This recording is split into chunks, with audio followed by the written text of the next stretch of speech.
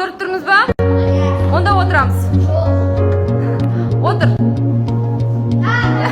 Камшат, яр ұшыңдар. Ал енді жайғасамыз. Күлсесін жақ. Отырыңдар. Тұрыңдар.